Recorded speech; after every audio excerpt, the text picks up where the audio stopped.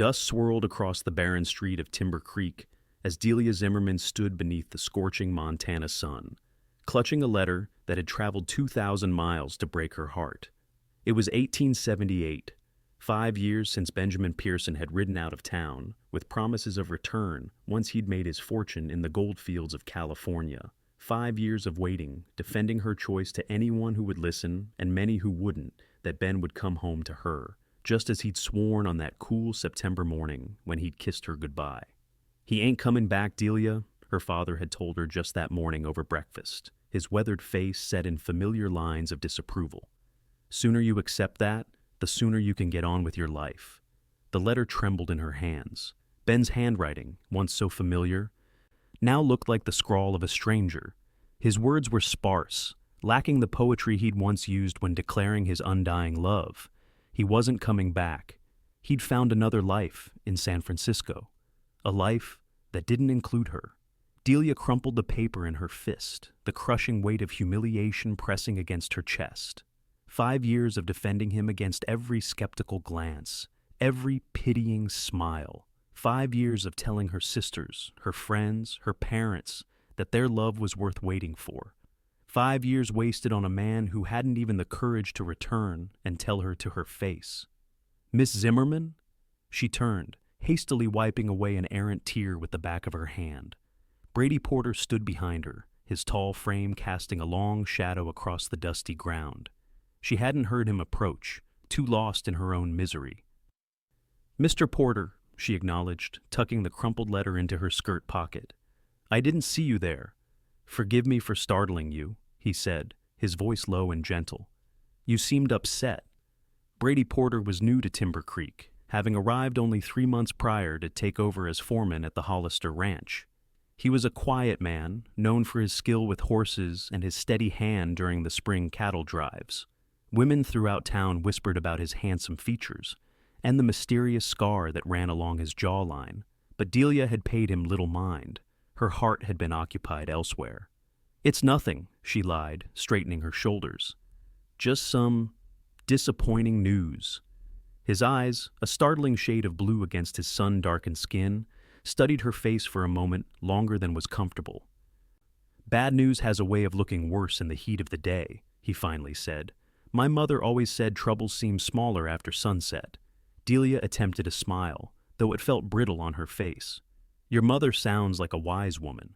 "She was," he replied simply. "Are you headed home? I'd be happy to walk with you." The offer surprised her. They had exchanged pleasantries around town, but never anything that could be considered a real conversation. Still, the thought of walking home alone with her thoughts was suddenly unbearable. "Thank you, Mr. Porter. That would be kind." They walked in silence for several minutes, the only sound the crunch of boots against the hard-packed earth and the distant call of a hawk circling overhead. Delia was grateful he didn't press her to talk, content to match his stride to hers as they made their way past the general store and the blacksmith shop. "How are things at the Hollister Ranch?" she finally asked, desperate to fill the silence with something other than thoughts of Ben's betrayal. "Busy," he replied. "We're preparing for the fall drive. Mr. Hollister plans to take twice as many cattle to market this year." "That's good news for the town. A successful drive means more money flowing through Timber Creek come winter." Brady nodded. "Your father's store should see the benefit." "If Pa doesn't run everyone off with his sour disposition first," she said with a small laugh, surprised to find humor in anything on this terrible day. The corner of Brady's mouth lifted in a hint of a smile. "He seemed agreeable enough when I purchased supplies last week." "That's because you're a paying customer, Mr. Porter. At home, he's—" She trailed off, suddenly aware that she was speaking too freely with a man she barely knew. "Different?" he supplied. "Yes," she admitted. "Different." They had reached the edge of town now, where the buildings gave way to scattered homesteads. The Zimmerman house sat a quarter-mile ahead, a respectable 2-story structure with a wide front porch and her mother's prized roses climbing trellises on either side of the steps. "I can make my way from here," Delia said, stopping at the fork in the road. "Thank you for your company." Brady removed his hat, revealing dark hair that curled slightly at the ends. "The pleasure was mine, Miss Zimmerman." He hesitated, then added, "Whatever news that letter brought, I hope tomorrow finds you feeling better about it. Delia's hand unconsciously moved to her pocket where Ben's letter lay crumpled. Some disappointments take longer than others to overcome, I'm afraid. That may be true, he acknowledged, his eyes holding hers. But I've found that the things most worth having rarely come easily or when expected. With that cryptic statement, he replaced his hat, touched the brim in farewell, and continued down the other fork in the road that led to the Hollister ranch. Delia watched him go, momentarily distracted from her heartbreak by the curious sense that something significant had just occurred, though she couldn't have said what. When Delia pushed open the front door of her family home, she found her three sisters gathered in the parlor, their sewing abandoned as they huddled in conversation. They fell silent at her entrance, exchanging glances that told Delia they'd been discussing her. "What?" she demanded, suddenly weary of the pitying looks that had followed her for years. "Nothing," her youngest sister Margaret replied too quickly. Sarah, the eldest at 26 and married with 2 children, gave her a sympathetic smile. "We heard the stage brought mail from California today." Of course they had. News traveled faster than wind in Timber Creek. Delia sighed, closing her eyes briefly before pulling the crumpled letter from her pocket. "Yes," she said, tossing it onto the table. "Ben's not coming back." The silence that followed was worse than any "I told you so" could have been. It stretched uncomfortably until Clara, just 2 years younger than Delia's 23, finally spoke. "Oh, Del, I'm sorry." "Are you?" Delia challenged, a flash of anger cutting through her misery. "None of you believed he would return anyway. You've all spent 5 years telling me I was a fool to wait." Sarah crossed the room to place a comforting hand on Delia's arm. "We never wanted to see you hurt. We just couldn't bear watching you put your life on hold for a promise that seemed unlikely to be kept." "He found someone else," Delia said flatly, the words still feeling unreal as they left her mouth. "He's married. Has been for nearly a year, apparently." Margaret gasped. "Married? And he's only telling you now? What a coward." Despite herself, Delia felt a flicker of gratitude for her sister's indignation. "Yes, well, you were all right." "I was indeed a fool." "Not a fool," Clara corrected gently. "Just someone who believed in love." "A romantic fool, then," Delia amended with a bitter smile.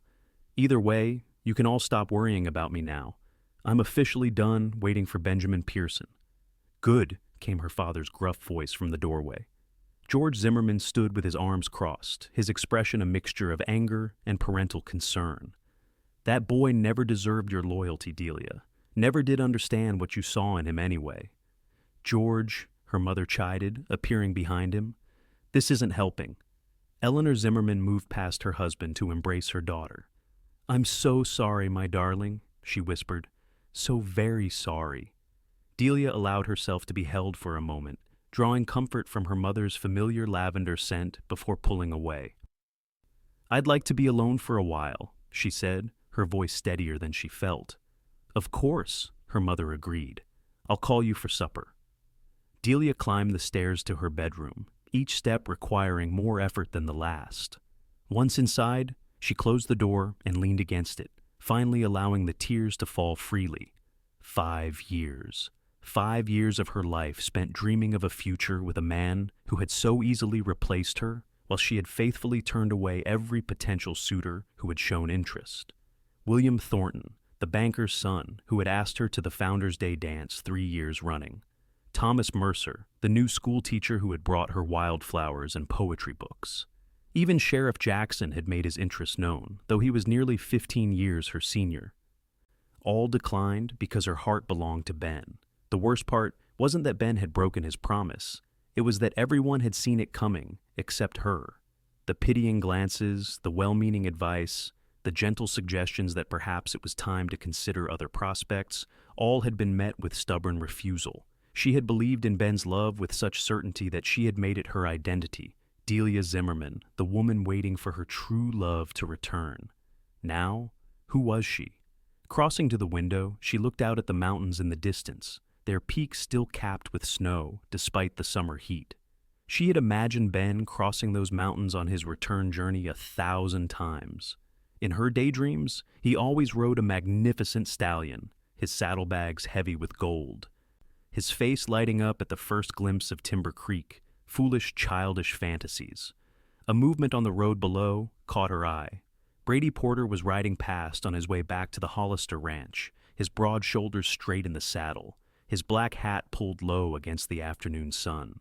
He slowed as he approached the Zimmerman property, and for a moment, Delia thought he might turn up the drive. Instead, he continued on, though she could have sworn he glanced up at her window as he passed. She stepped back quickly, though not before their eyes met briefly across the distance. Embarrassed at being caught watching, she turned away from the window, her cheeks warm despite her melancholy. There was something disconcerting about Brady Porter's steady gaze, as if he could see beyond the careful facade she presented to the world. That night, as Delia picked at her supper, her family made valiant attempts at conversation that carefully avoided any mention of Ben or the letter. It was Margaret who finally broke the unnatural quiet with news that pulled Delia momentarily from her misery. "Mrs. Hollister is planning a harvest dance," she announced, her 17-year-old face alight with excitement. "At the end of September, after the cattle drive returns. She's invited everyone in the county."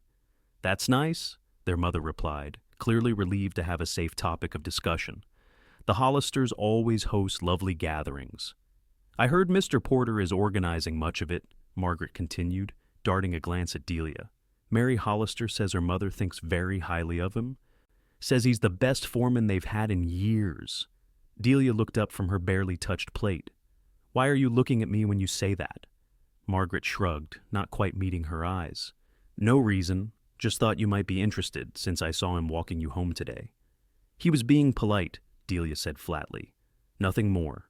"He's quite handsome," Clara observed casually. "And Mary says he reads poetry in his spare time. Imagine that, a cowboy who appreciates literature." "I don't care if he recites Shakespeare while performing handstands," Delia replied, pushing her plate away. "I'm not interested." Her father grunted. "Good. Man's got secrets, if you ask me. Nobody knows where he came from before Kansas City. Could be running from the law, for all anyone knows." "George," Eleanor chided, "that's unkind speculation. Mr. Hollister would never employ someone of questionable character. Besides," Sarah added, "half the men in these parts have pasts they don't discuss. It's the nature of the frontier." Delia stood abruptly. "May I be excused? I have a headache." Without waiting for a response, she retreated to her room, but not before hearing her father's mutter. "Well, at least she's not mooning over that worthless Pearson anymore. One silver lining to this mess." The next morning, Delia woke with swollen eyes and a dull ache in her chest that felt permanent. Still, she dressed carefully and pinned her honey-brown hair into a neat arrangement, determined not to give the town gossips more fodder by appearing disheveled or distraught. She had her pride, if nothing else. At breakfast, her father announced that he needed help at the store. "Shipment's coming in today," he said, pointedly looking at Delia. "Could use an extra pair of hands unpacking and taking inventory." She recognized it for what it was, an attempt to keep her busy, to prevent her from sitting at home with her thoughts.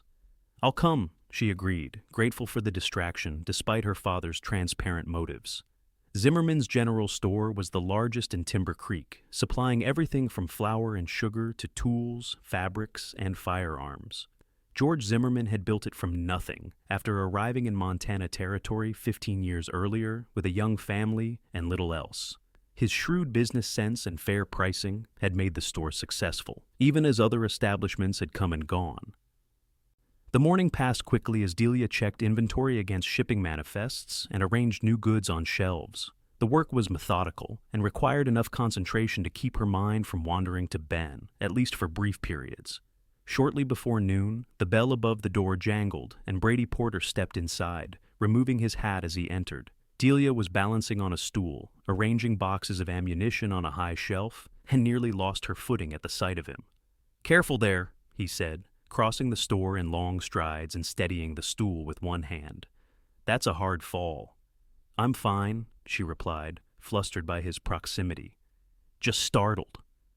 Brady stepped back, giving her space to descend. "Sorry about that. Didn't mean to surprise you again." Her father emerged from the storeroom, arms laden with bolts of fabric. "Porter," he acknowledged with a nod. "What can we do for you?"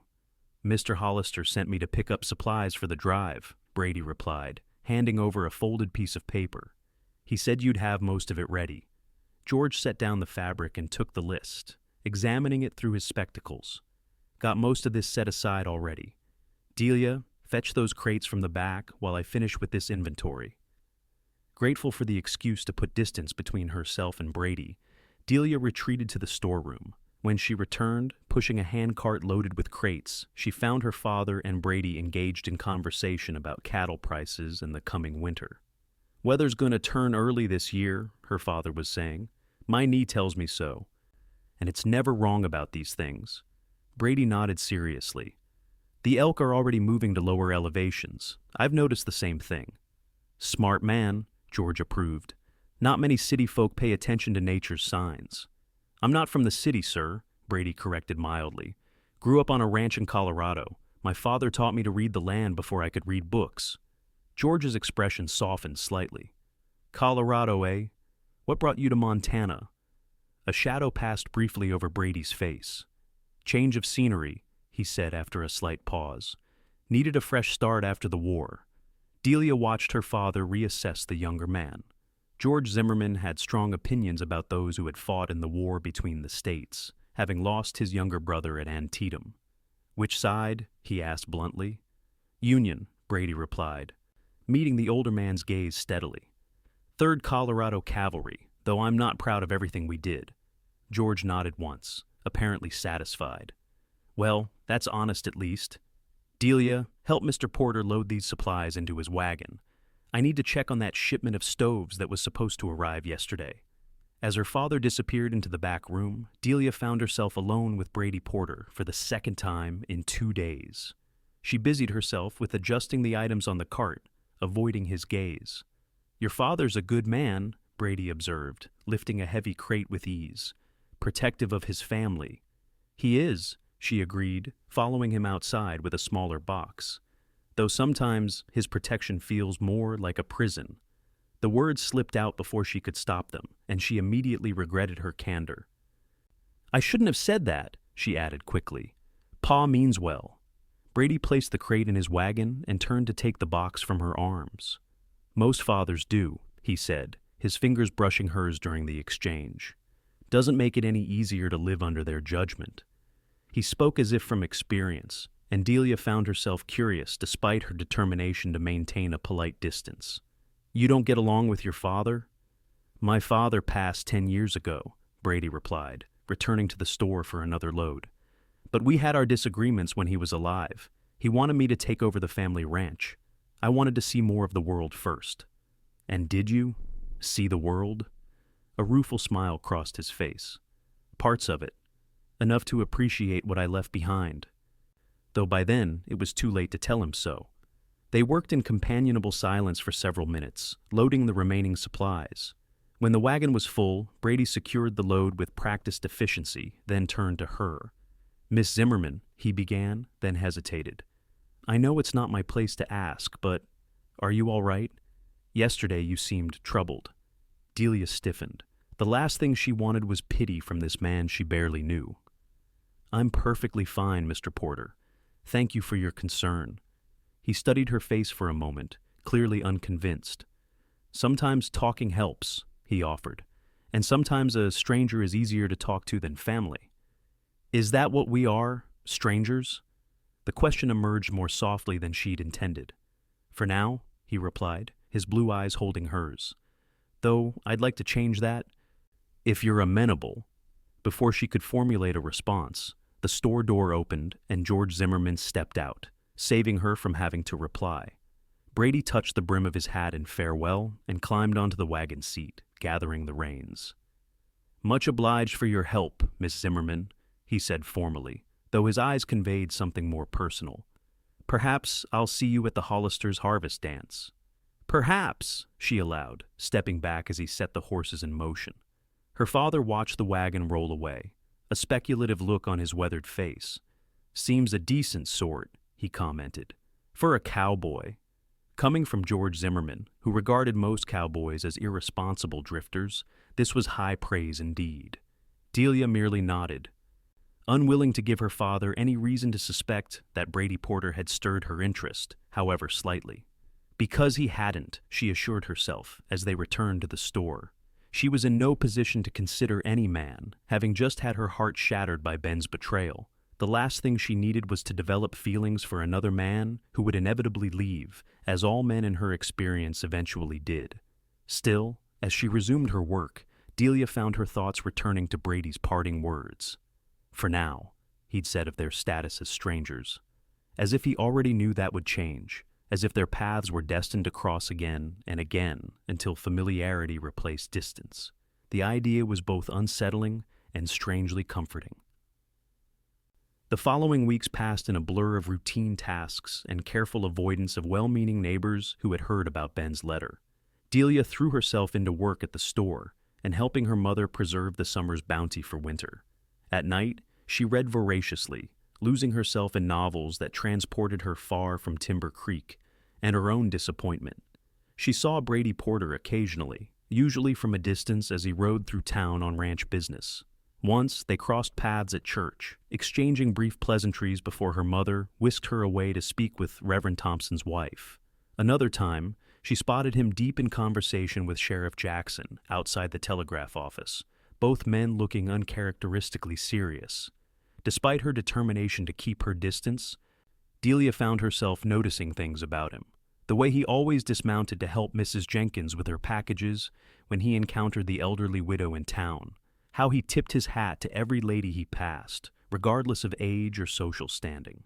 The fact that he was often seen with a book tucked into his saddlebag, confirming Clara's gossip about his literary interests. Meanwhile, preparations for the Hollister Harvest Dance dominated conversation throughout Timber Creek. Eleanor Zimmerman and her daughters spent evenings sewing new gowns for the occasion, despite Delia's initial protests that she didn't plan to attend. "Of course you're attending," her mother had said firmly. "The entire town will be there, and I won't have you hiding away as if you've done something to be ashamed of."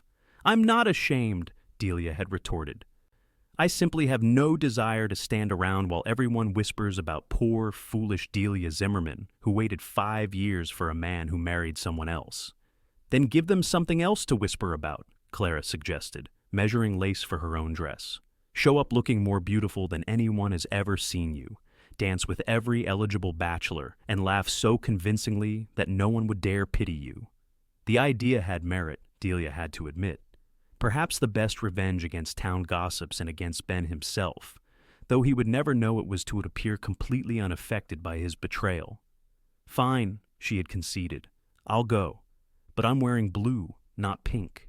Now, standing before the mirror on the night of the dance, Delia had to acknowledge that her mother and sisters had outdone themselves.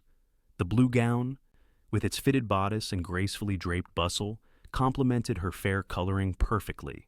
Her hair was arranged in an elegant knot at the nape of her neck, with a few carefully arranged curls framing her face. "You look beautiful," Margaret sighed, adjusting one of Delia's curls. "Every unmarried man at the dance will be competing for your attention." "And some married ones too, I'd wager," Clara added with a mischievous smile, "though they'll have to be more discreet about it." "Clara!" their mother scolded, though her eyes twinkled. "Such talk is inappropriate." She turned to Delia, her expression softening. "But you do look lovely, my dear. I'm so proud of how you've handled this difficult time." Delia swallowed past the lump in her throat. Despite weeks of presenting a brave face, the wound of Ben's betrayal was still raw. Some mornings she woke up having forgotten, only to remember with a fresh stab of pain when reality reasserted itself. Other times, anger burned so fiercely that she found herself composing scathing letters in her mind, none of which she would ever send. "Thank you, Mama," she said simply, accepting her mother's embrace. The Hollister Ranch was ablaze with light as the Zimmerman family arrived in their wagon. Lanterns illuminated the path from the main house to the barn, which had been cleared of hay and livestock for the occasion. Inside, more lanterns hung from the rafters, casting a warm glow over the wooden floor that had been polished to a high shine. At one end, a small group of musicians were tuning their instruments, while at the other, long tables groaned under the weight of food and drink. Delia's resolve to appear carefree nearly faltered as they entered. It seemed everyone turned to look at her, conversations pausing momentarily before resuming with greater animation. She lifted her chin and forced a smile, determined not to give anyone the satisfaction of seeing her discomfort. "There's Mary Hollister," Margaret said, nudging Delia. "And look who she's talking to." Delia followed her sister's gaze to where Mary Hollister, a pretty girl of 19, stood in animated conversation with Brady Porter. He was dressed more formally than Delia had ever seen him, in a crisp white shirt and dark vest, though he still wore the simple trousers and boots of a working cowboy, rather than the fancy attire some of the townsmen affected for special occasions. As if sensing her scrutiny, Brady glanced up, his eyes finding hers across the crowded barn. He said something to Mary before making his way through the throng of dancers toward the Zimmerman family. "Good evening," he greeted them, inclining his head respectfully to Eleanor and George before turning to the sisters. "Ladies, you all look lovely tonight." His gaze lingered on Delia for a heartbeat longer than propriety strictly allowed. "Miss Zimmerman, that color suits you remarkably well." "Thank you, Mr. Porter," she replied, pleased that her voice remained steady despite the unexpected flutter in her stomach. "The decorations are beautiful. I understand you had a hand in organizing tonight's festivities." "A small role only," he demurred. "Mrs. Hollister has excellent taste and clear vision. I merely helped execute her plans." The musicians struck up a lively tune, and couples began moving onto the dance floor. Brady hesitated, then asked, "Would you do me the honor of this dance, Miss Zimmerman?" Delia was conscious of her family watching with varying degrees of interest and amusement. She had planned to decline all dance invitations for at least the first hour, to avoid appearing too eager for male attention, but something in Brady's direct gaze made refusal difficult. "One dance," she agreed, placing her gloved hand in his outstretched one. As he led her onto the floor, Delia was acutely aware of eyes following their progress. Brady, however, seemed oblivious to the attention, his focus entirely on her as he guided her into the steps of the country reel. He was a surprisingly graceful dancer for a man who spent most of his days on horseback, leading her through the patterns with confident ease. "You dance well, Mr. Porter," she observed as they circled each other, not a skill one typically associates with ranch foremen. A smile touched his lips. "My mother insisted her sons learn proper social graces. She said a man should be as comfortable in a ballroom as he is on horseback." "Your mother sounds like a formidable woman." "She was," he agreed, a shadow of old grief crossing his features. "She passed the year before my father, during an influenza outbreak." "I'm sorry," Delia said, genuine sympathy coloring her tone. "It must have been difficult, losing them both so close together." The dance brought them together again, his hand warm at her waist as they turned. "It was," he acknowledged, "but grief teaches you what matters most in life. It has a way of clearing away pretense." The observation hit uncomfortably close to Delia's own situation. "And what did you learn mattered most?" she asked, partly to deflect from her own thoughts. "Truth," he said simply. "Living honestly, even when it's painful, and connections to people, to places, to work that has meaning."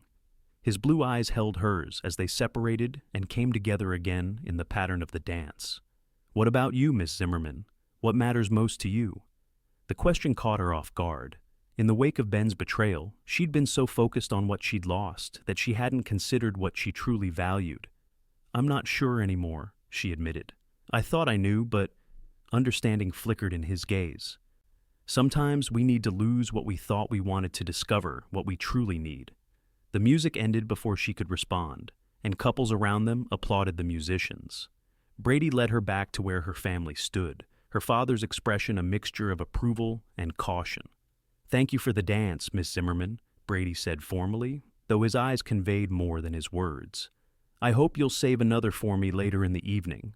As he walked away to attend to his duties as co-host, Clara sidled up beside Delia, her eyes sparkling with interest. "Well, well," she murmured, "it seems Mr. Porter has singled you out for attention. Half the young ladies here are green with envy." "It was just a dance," Delia replied, though she couldn't quite suppress the pleased flush that rose to her cheeks. He was being polite. He didn't ask any other young lady to dance, despite Mary Hollister practically throwing herself at him all evening, Margaret pointed out. "That's more than politeness, I'd say." Before Delia could form a suitably dismissive response, Thomas Mercer, the schoolteacher who had once brought her wildflowers, approached and requested a dance. Soon after, William Thornton claimed a waltz. Dance followed dance, and Delia found herself enjoying the evening despite her initial reluctance. It was during a brief respite, as she stood by the refreshment table with a cup of punch, that Sheriff Jackson appeared at her side. "You're the belle of the ball tonight, Miss Zimmerman," he observed, his normally stern face softened by a smile. Quite a change from recent months. Delia stiffened slightly, recognizing the implicit reference to her period of waiting for Ben. "I've always enjoyed dancing, Sheriff," she replied coolly, "though I haven't had much opportunity of late." "No offense intended," he said, raising his hands in a placating gesture. "I only meant it's good to see you looking happy again." She relaxed somewhat, recognizing genuine goodwill in his expression. "Thank you. I am getting there." The sheriff glanced across the barn to where Brady Porter was deep in conversation with Mr. Hollister. "Porter seems quite taken with you," he remarked casually. "Asked me about you the other day." Surprise and something like pleasure fluttered in Delia's chest. "Did he? What did he want to know?" Sheriff Jackson's expression grew more serious. "Just general information. How long your family had been in Timber Creek. That sort of thing." Something in his tone suggested there was more to the conversation than he was revealing. "And what did you tell him?" she pressed. "The truth," he replied simply. "That the Zimmermans are good people, respected in the community. That you're a young woman of excellent character." He paused, then added, "And that you'd recently received some disappointing news from a former beau." Delia's cheeks burned. "You had no right to discuss my personal affairs," she said stiffly. "Perhaps not," the sheriff conceded. "But Porter already knew about the letter, said he'd encountered you just after you received it. He seemed genuinely concerned about your welfare." Before she could respond, the man in question materialized at her side, his expression neutral, save for a slight wariness, as he nodded to the sheriff. "Jackson," he acknowledged before turning to Delia. "Miss Zimmerman, I believe you promised me another dance. If you're not too tired." Grateful for the interruption, despite her lingering irritation at learning Brady and the sheriff had discussed her, Delia placed her punch cup on the table. "Not at all, Mr. Porter." As they moved onto the dance floor, the musicians began a slower waltz. Brady's hand at her waist was firm but respectful, maintaining the proper distance between them as they began to move in time with the music. "You seemed distressed in your conversation with the sheriff," he observed after a moment. "I hope I didn't interrupt anything important." "On the contrary," Delia replied, unable to keep a hint of sharpness from her tone. "You saved me from hearing more about how the two of you discussed my personal misfortunes." Brady's steps faltered slightly before he recovered. "Ah, I see he mentioned our conversation." He did indeed. She looked up at him, challenge in her gaze.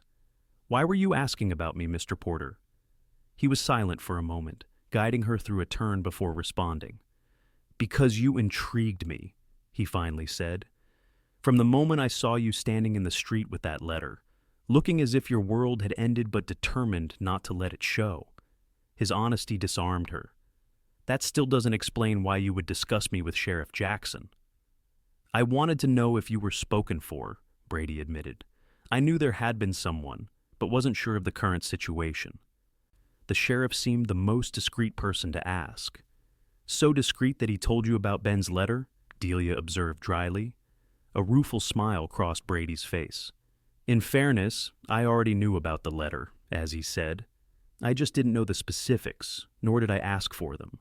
Jackson volunteered that information on his own."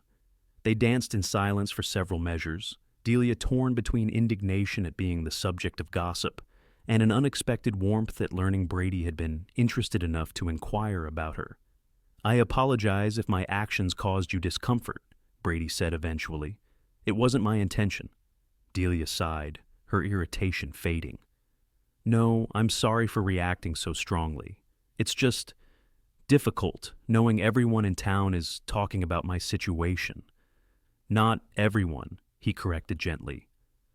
"And those who matter don't think less of you for having loved someone who proved unworthy." The music drew to a close, and couples around them began to applaud. Brady's hand lingered at her waist a moment longer than necessary before he stepped back. As he escorted her from the dance floor, he spoke again, his voice pitched for her ears alone. "For what it's worth, Miss Zimmerman, I think the man who left you behind made the greatest mistake of his life. And I'm not just saying that because his loss might someday be my gain."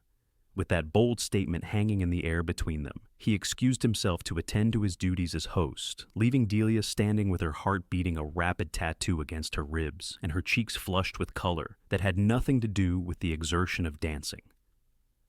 The remainder of the evening passed in a pleasant haze. Delia danced with several more partners, including her father, for a particularly lively reel that left them both laughing and breathless. Brady claimed her for one final waltz as the night drew to a close, but they exchanged few words, both seemingly content with the companionable silence that had developed between them. As the Zimmerman family prepared to depart, Brady appeared beside their wagon, offering a hand to help the ladies aboard. When it was Delia's turn, he held her hand a moment longer than necessary, his voice low as he said, "I meant what I said earlier, Miss Zimmerman. I hope you'll permit me to call on you sometime soon." Before she could formulate a response, her father cleared his throat pointedly from his position at the reins. Brady released her hand and stepped back, touching the brim of his hat in farewell as George set the horses in motion. On the ride home, Delia sat in thoughtful silence while her sisters chattered excitedly about the evening's events. Her mind kept returning to Brady Porter, to the warmth of his hand at her waist during their dances, to the directness of his gaze when he spoke, to the bold declaration that hinted at intentions far more serious than mere flirtation. A week later, Brady Porter appeared at the Zimmerman home on Sunday afternoon, hat in hand and a book tucked under his arm. Delia, who had just returned from helping her mother deliver a basket of preserves to an ailing neighbor, found him seated in the parlor, engaged in surprisingly animated conversation with her father about cattle breeding practices. Both men rose at her entrance, her father with a knowing look that suggested he wasn't entirely surprised by Brady's visit. "Mr. Porter was just explaining the Hollisters' new breeding program," George said. "Interesting approach. Might pay off handsomely if the market holds." "I've taken enough of your time, sir," Brady replied. "Actually, I came hoping to speak with Miss Zimmerman if she's available." George glanced at his daughter, one eyebrow raised in silent question. Delia nodded slightly, and her father excused himself with a promise to send Eleanor in with refreshments. Shortly a chaperone was implied, if not stated outright. Once they were alone, Brady gestured to the small sofa. "May I?" "Of course," Delia replied, taking a seat in the adjacent armchair. "This is a surprise, Mr. Porter." "A pleasant one, I hope," he said, settling on the edge of the sofa. He placed the book he'd been carrying on the small table between them. "I brought this for you. Thought you might enjoy it." Delia leaned forward to examine the volume. "Tennyson," she read, running her finger lightly over the embossed cover. "I've read some of his work, but don't own any of his books." "This collection includes The Lady of Shalott," Brady explained. "It reminded me of you." She looked up, surprised. "The lady who wastes away in a tower, pining for Sir Lancelot? I'm not sure whether to be flattered or offended." Brady laughed, the sound rich and warm in the quiet parlor. "Not that part," he clarified. "The part where she finally decides to leave her tower and live in the real world, despite the risks.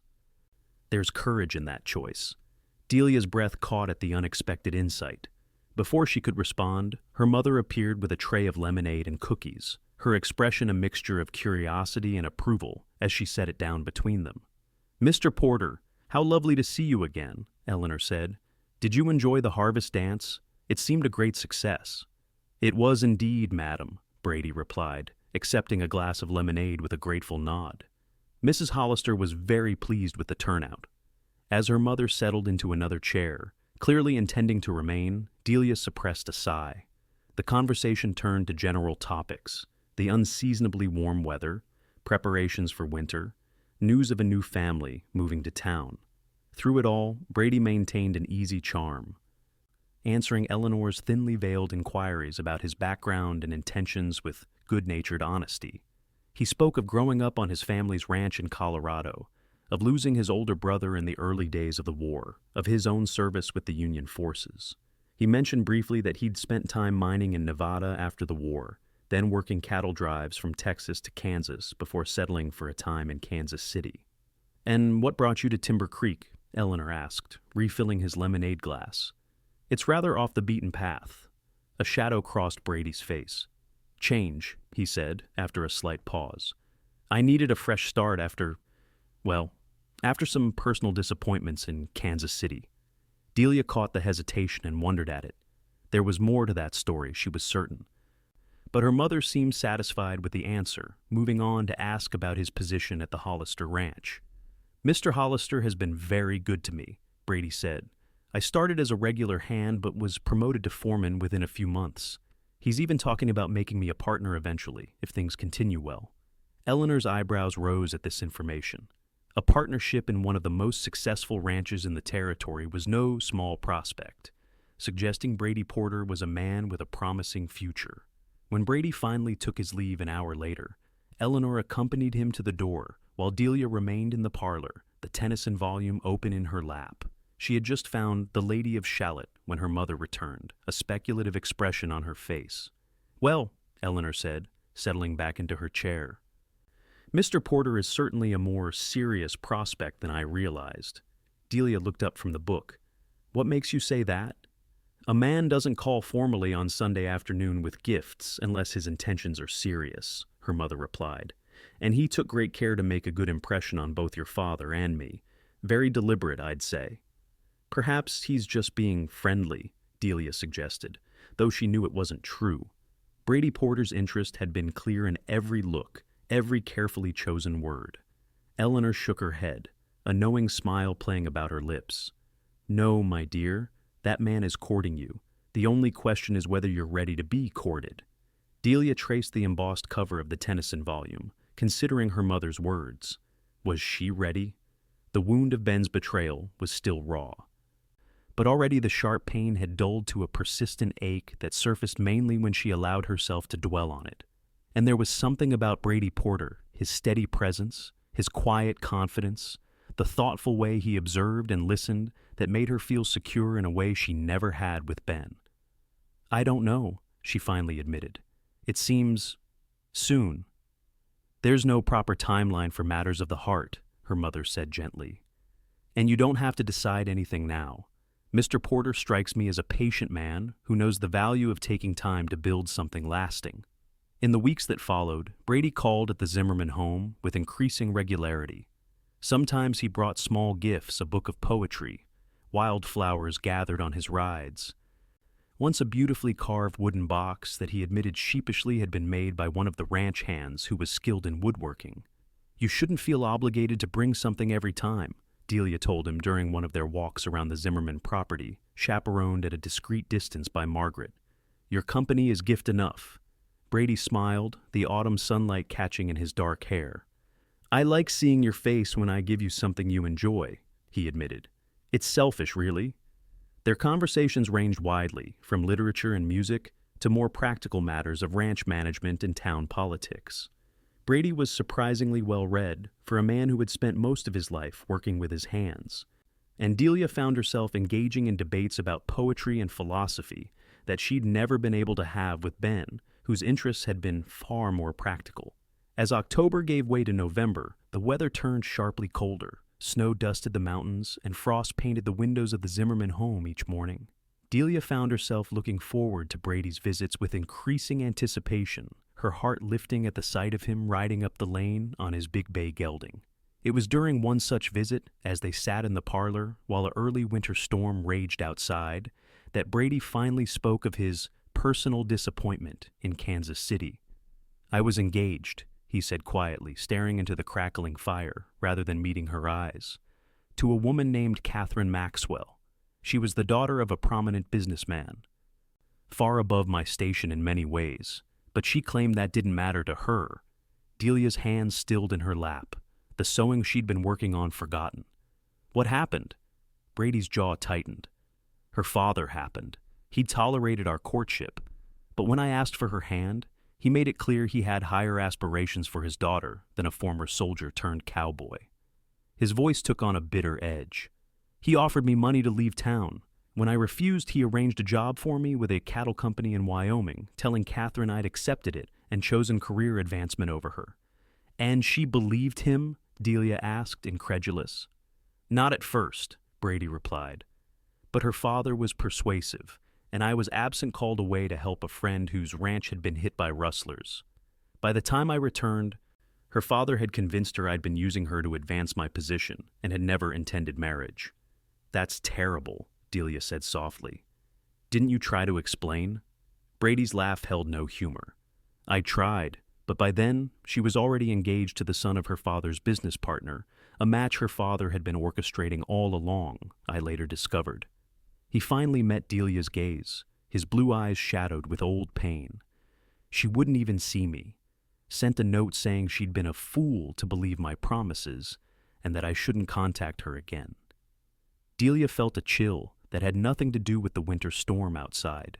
The parallels to her own situation with Ben were uncomfortably clear, though in her case, the betrayal had been real rather than manufactured. So you left, she said, understanding now his earlier comment about needing a fresh start. Brady nodded. I couldn't stay in Kansas City. Too many memories, too much anger at her father, at her for not trusting me enough to hear my side, at myself for not seeing the situation clearly from the beginning. He drew a deep breath. I drifted for a while, took odd jobs on ranches between Kansas and Montana. Then I heard the Hollisters needed experienced hands, and Timber Creek seemed as good a place as any to stop for a while. And now, Delia asked, her voice barely above a whisper, are you still just passing through?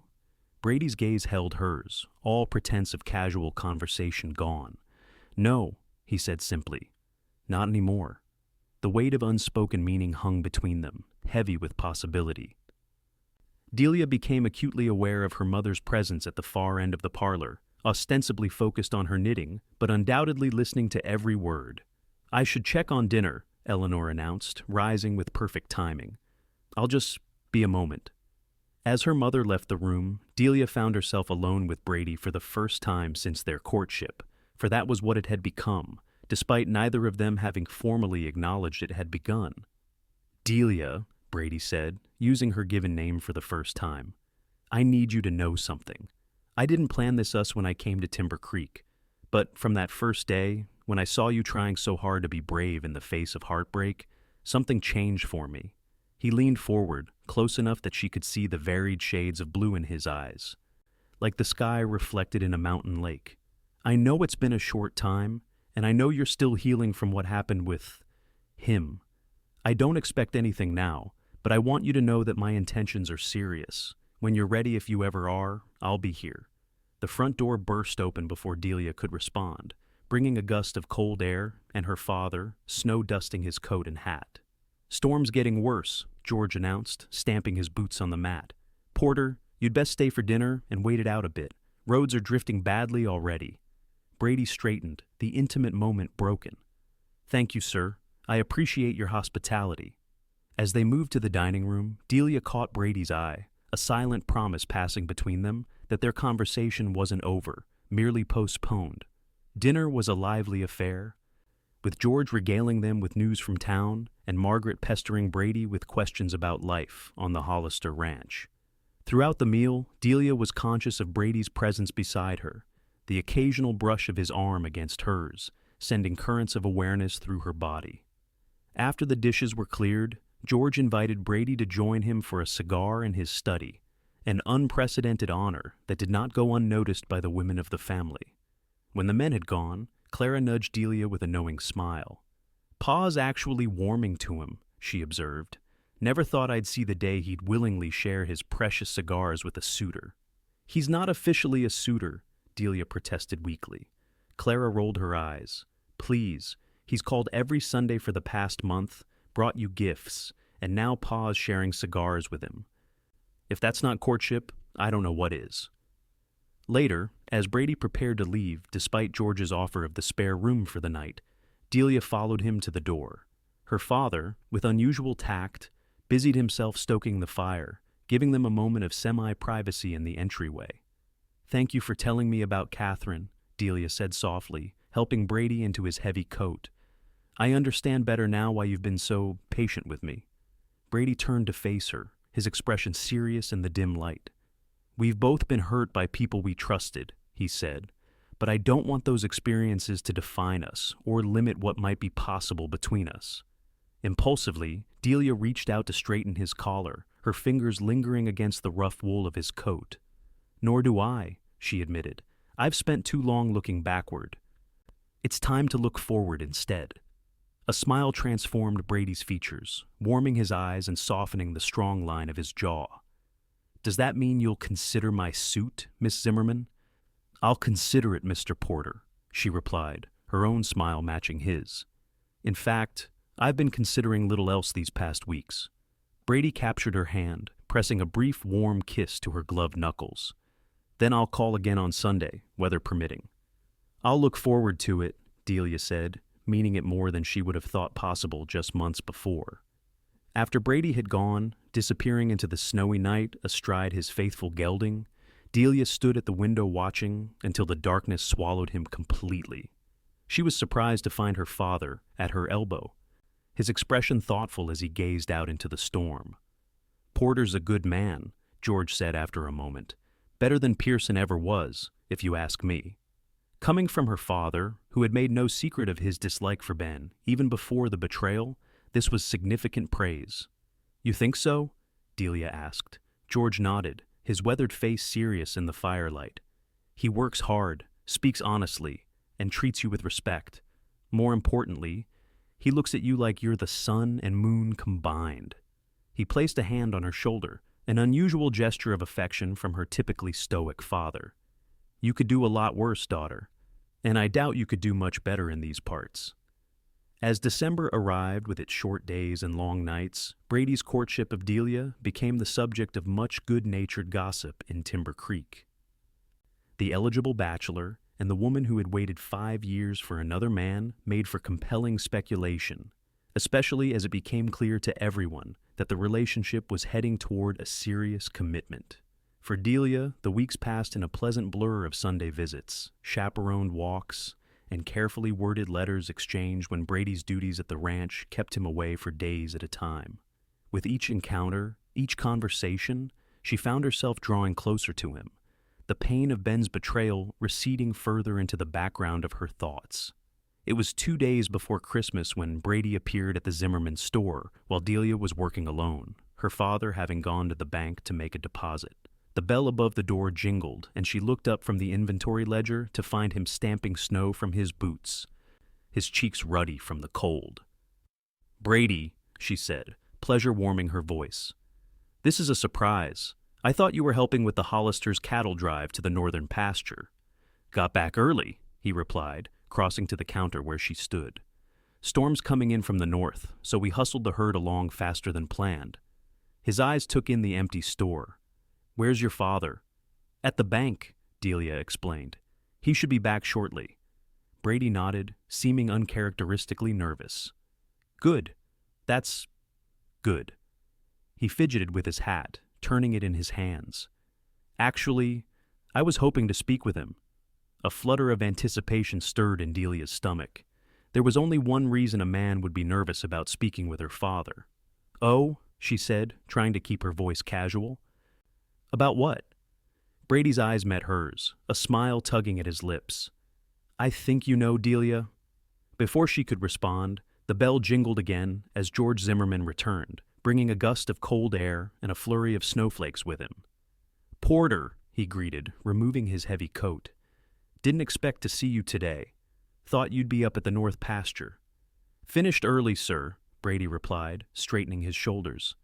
"Actually, I was hoping to have a word with you, in private if possible." George's eyes flicked between Brady and his daughter, understanding dawning in his weathered features.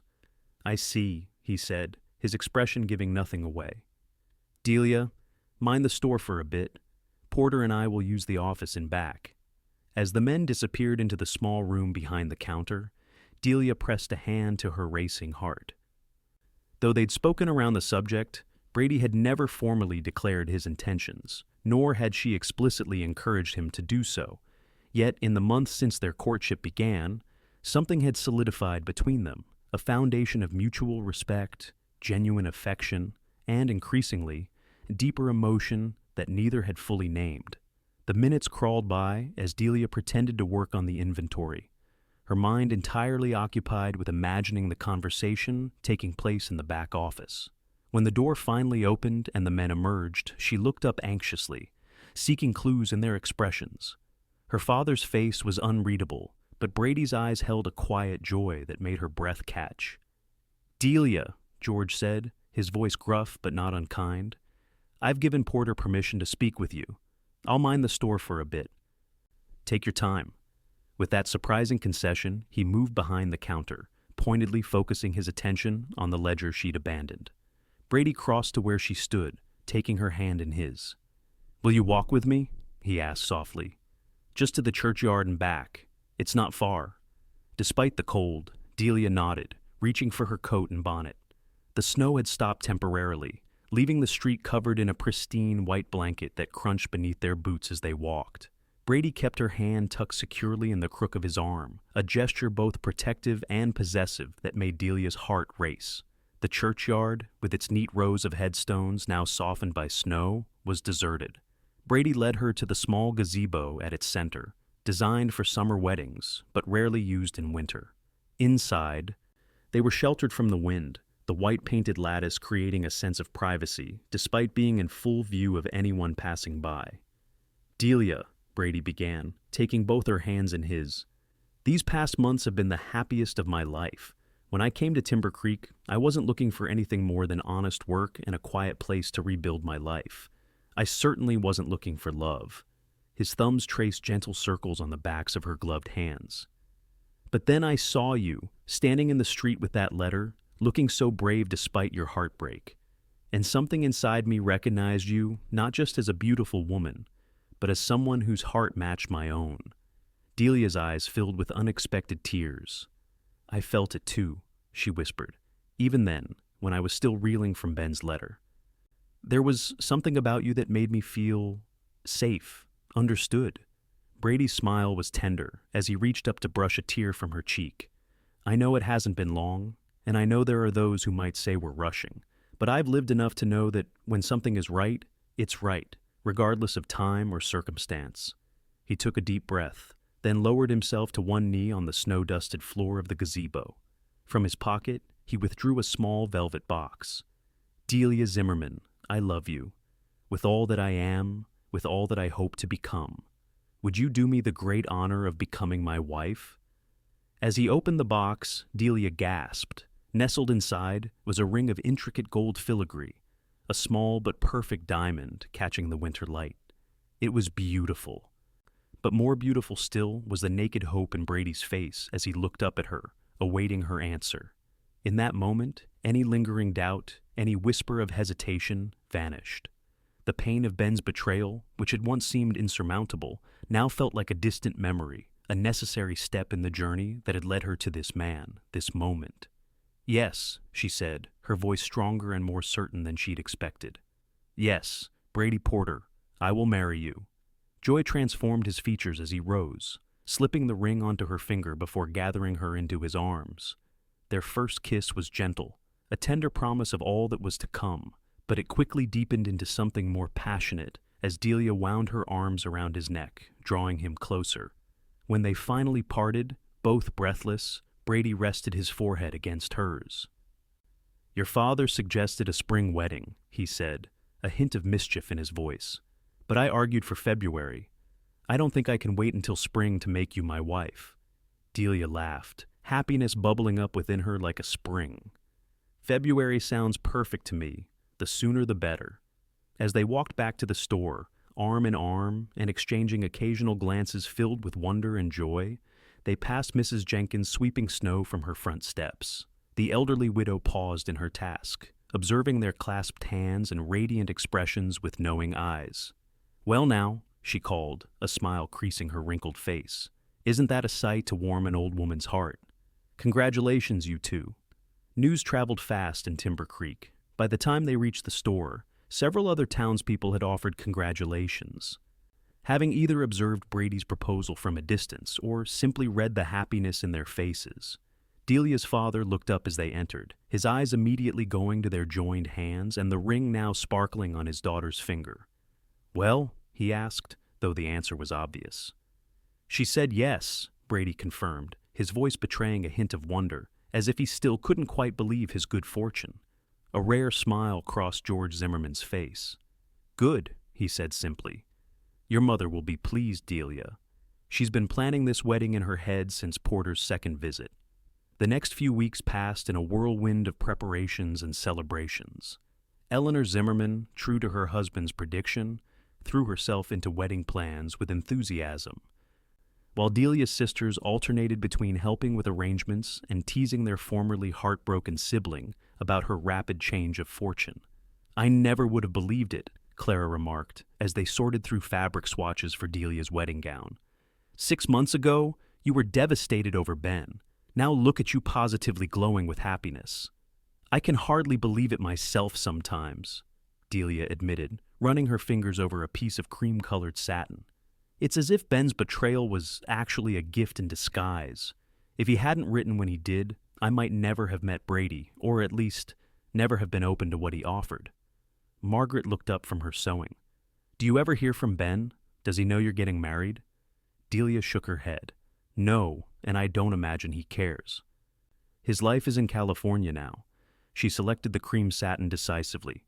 And mine is here, with Brady.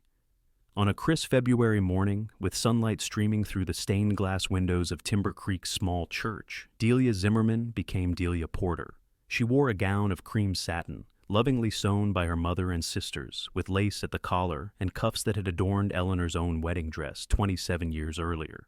In her hands, she carried a bouquet of hothouse flowers, a surprising extravagance that Brady had arranged to be brought in specially from Helena. As she walked down the aisle on her father's arm, Delia had eyes only for Brady, standing tall and handsome beside Reverend Thompson at the altar. His customary work clothes had been replaced by a new suit, and his normally wind-tousled hair was neatly combed.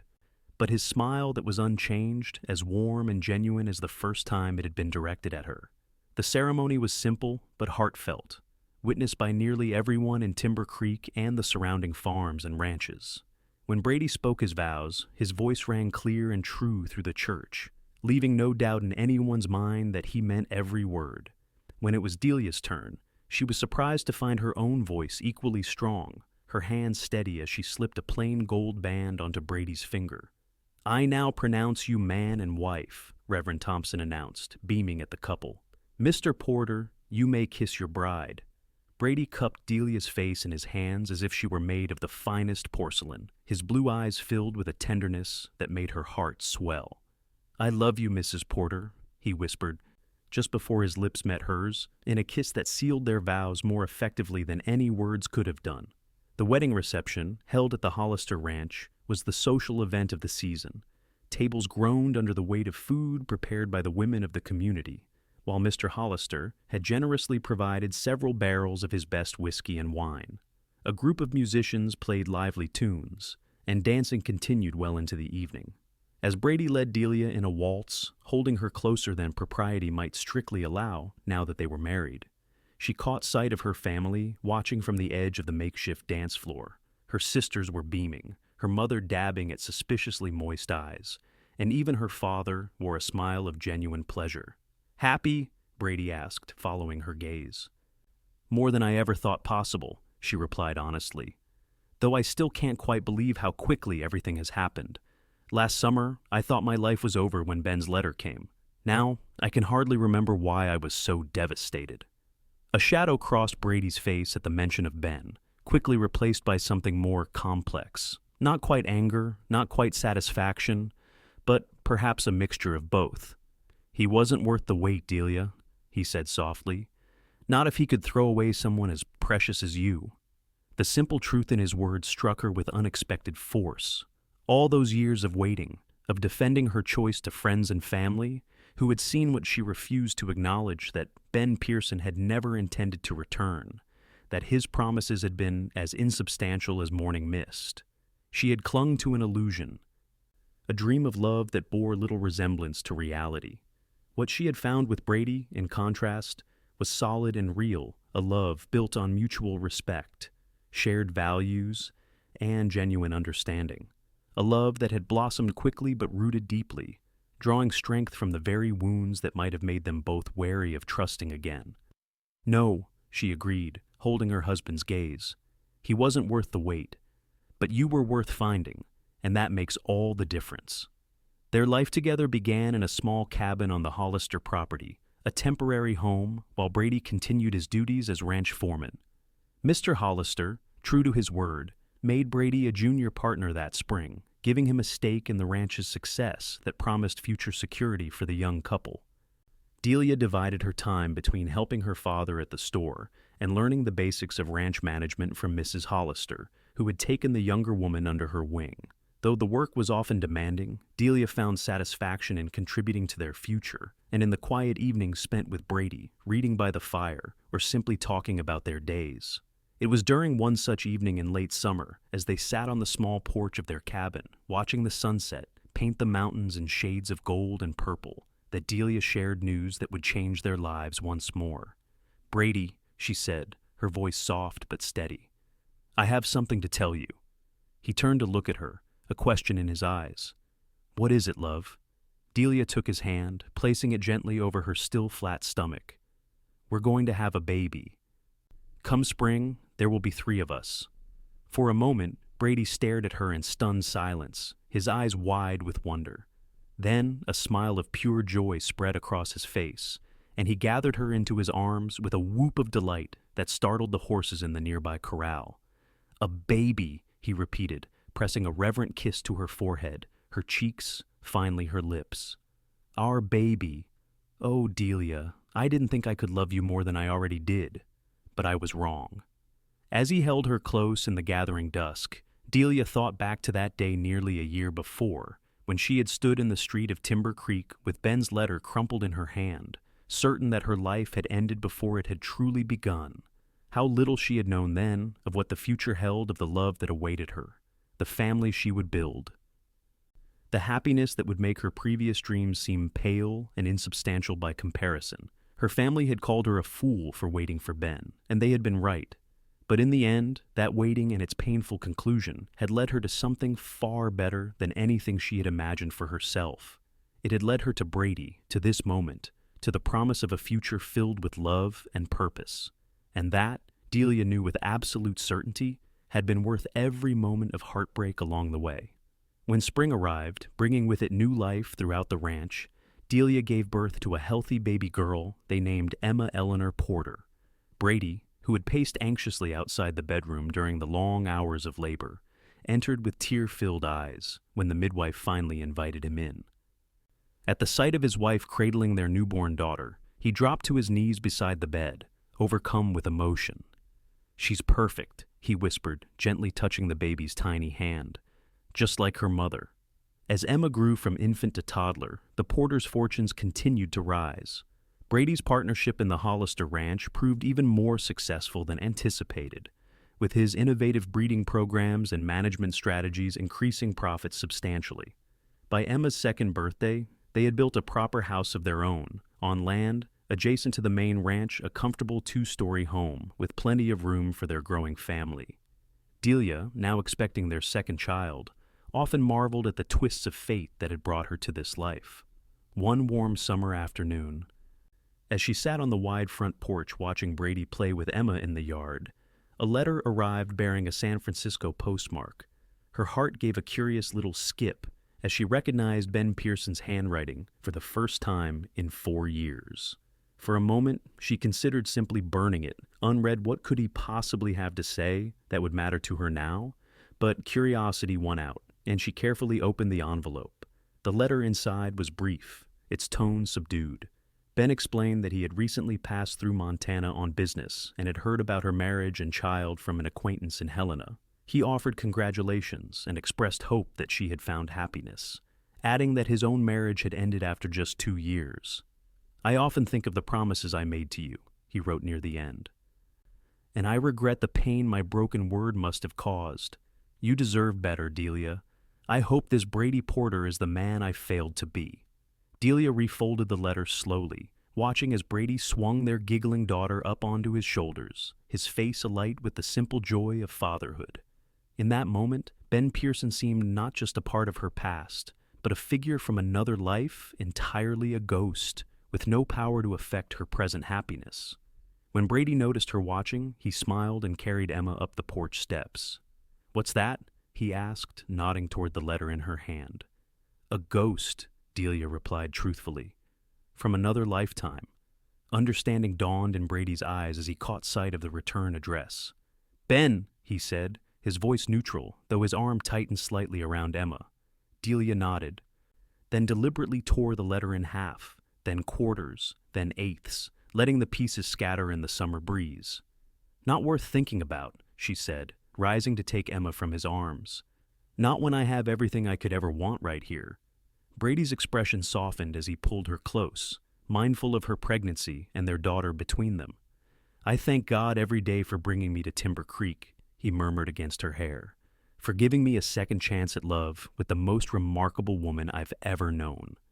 As Emma squirmed to be set down, eager to return to her play, Delia looked up at her husband with a smile that held all the warmth and certainty of their life together. "Not a second chance," she corrected gently. "The right chance, at exactly the right time." And as Brady's lips met hers in a kiss that still held the power to make her heart race after 4 years of marriage, Delia knew with absolute certainty that some things, the truly important things, were indeed worth waiting for. Not Ben Pearson and his empty promises, but this, a love built on truth and trust, a family created from choice rather than obligation, a life rich with purpose and possibility. Her family had been right to call her a fool for waiting all those years, but in the end, that foolish waiting had led her exactly where she was meant to be, in the arms of a man who treasured her, not despite her past mistakes, but because of the strength and wisdom they had helped her develop. And that, Delia Porter knew, was the greatest blessing of all.